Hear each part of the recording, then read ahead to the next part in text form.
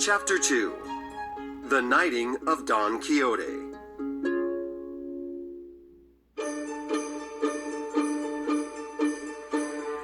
Nearly all day, Don Quixote traveled without anything remarkable happening to him. Toward evening, he was very tired and hungry.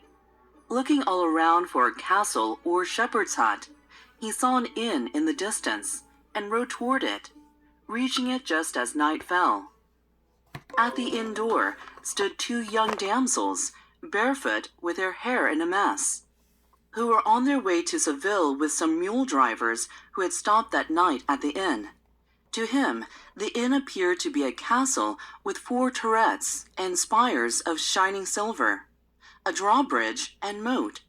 He rode up to this castle and stopped a short distance from it, waiting for a dwarf to appear and blow a trumpet to announce his arrival. He perceived the 2 damsels who were standing there, and they seemed to him to be 2 fair maidens or lovely ladies resting at the castle gate. At this moment, a nearby swineherd gave a blast of his horn to move his pigs along the road.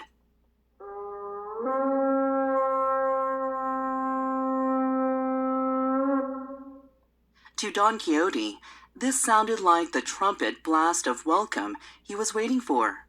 So he rode up to the inn and the ladies. But when the women saw him approaching in full armor with a lance and shield, they moved in dismay into the inn. Don Quixote saw that they were afraid, so he raised his visor to show his dry and dusty face, and gently said, "Your ladyships need not fear me, for I am a knight, and you are obviously high-born maidens."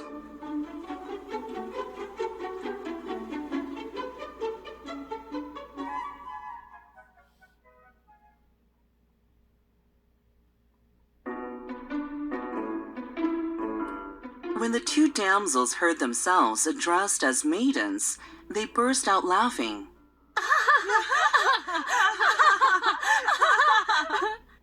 Don Quixote said indignantly, "Modesty suits the fair, and laughter that is little cause is silly. However, I do not wish to upset you. My desire is merely to serve you." These words only increased the ladies' laughter, and that increased Don Quixote's irritation. Matters might have gone further if the landlord had not come out at that moment. He was a very fat man and a peaceful one. When he saw the grotesque figure, clad in mismatched armor with lance and shield, he had no desire to laugh. Instead, he was filled with awe and said, "Signor Caballero, I have food and drink if you require it, but there is no spare bed in the inn." Don Quixote appreciated the respectful bearing of the lord of the castle and replied, "Sir, for me anything will do. My armor is my only garment, and my only rest, battle." "In that case," said the landlord, "your bed must be bare rocks, and your sleep a constant vigil."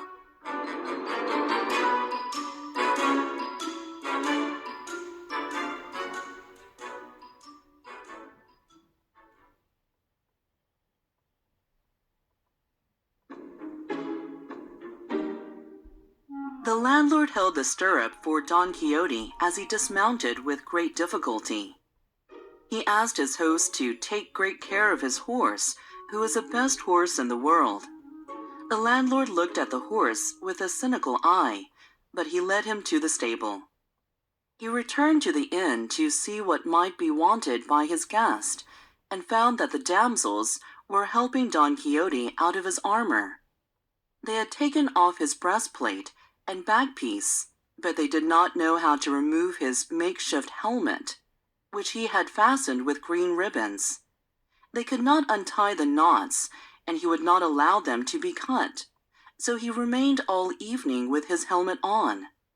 The women set the table, and the host brought Don Quixote some badly cooked codfish and a piece of black and moldy bread. It was a laughable sight to see him eating. With his helmet on and his visor up, he could not with his own hands put anything into his mouth, so one of the women had to feed him. The landlord put one end of a hollow reed in his mouth and poured the wine into him through the other end.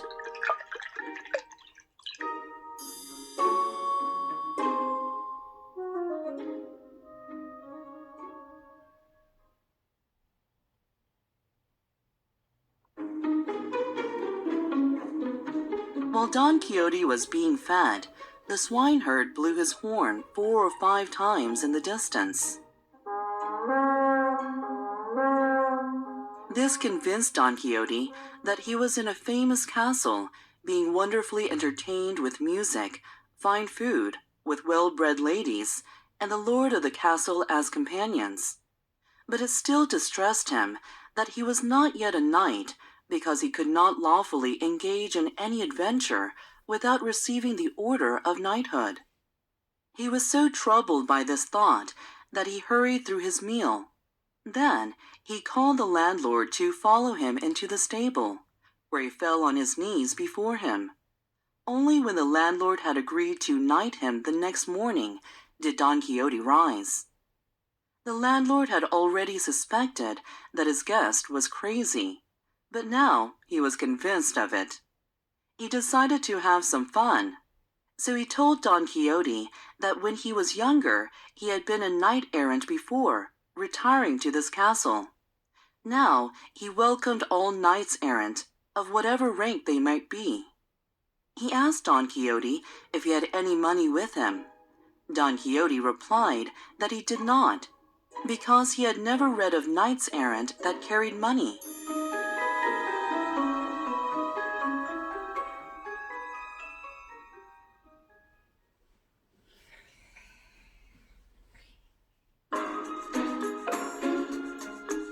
The landlord told Don Quixote that knights-errant always carried money for emergencies, along with clean shirts and a little box of ointment. Don Quixote listened to this advice before asking if he could keep a vigil over his armor in the castle's chapel that night.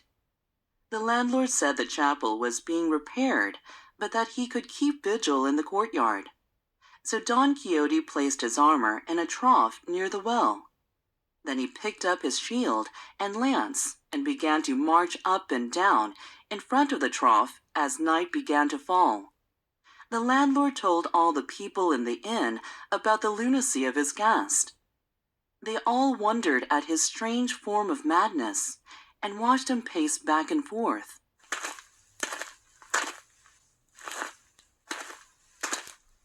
Sometimes he stopped to lean on his lance and gaze at his armor. The light from the moon was so brilliant that everything the apprentice knight did was plainly seen by all. Meanwhile, one of the mule drivers approached the trough to water his mules. Take care! Cried Don Quixote. Do not touch the armor unless you are prepared to die. The mule driver ignored him. He seized the armor by the straps and flung it some distance from him. At this, Don Quixote lifted his lance with both hands and hit the mule driver's head so hard that he fell to the ground. This done, Don Quixote placed his armor back in the trough and returned to his beat as serenely as before. Shortly after this, a second mule driver came along with the object of giving water to his mules, and Don Quixote, without saying a word this time, once more lifted his lance, cracking the mule driver's head in 4 places.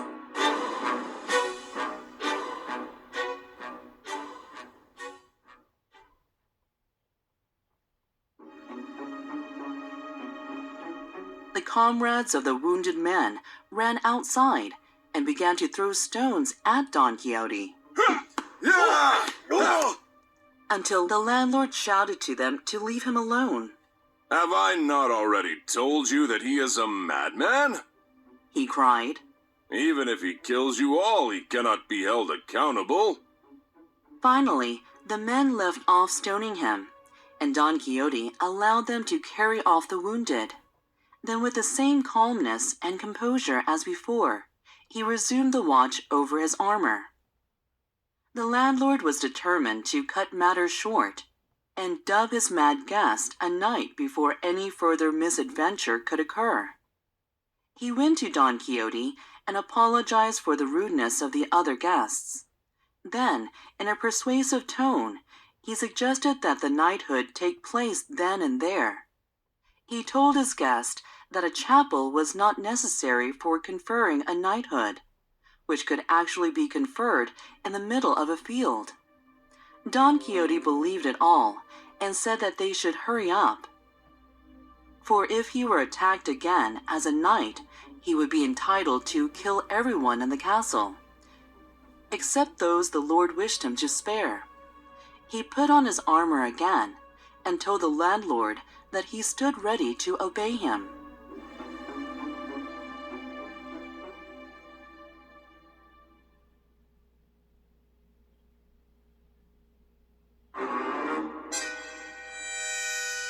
Feeling fearful, the innkeeper brought out the book used to keep a record of the straw and barley he served out to the mule drivers. A lad carried out a candle, and along with the two damsels, the landlord returned to where Don Quixote was standing and told him to kneel down. Then he read from his account book as if he were murmuring some devout prayer. He raised his hand and struck Don Quixote on the neck, and then, with his own sword, gave him a slap on the shoulder. Having done this, he directed one of the ladies to present Don Quixote with his own sword, and she did so with great self-control and seriousness, which was certainly required to prevent herself from bursting into laughter. Now, Don Quixote was a knight. He wanted to sally forth in quest of adventures immediately.